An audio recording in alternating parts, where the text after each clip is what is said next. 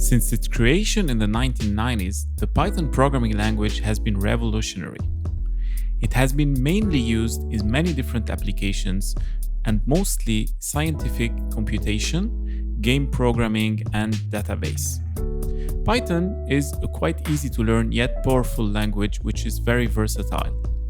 In this course, I propose to you to start learning Python from scratch, from zero to GUI programming, and of course passing through different skills such as the recursion, the file handling, the exceptions, and a lot more.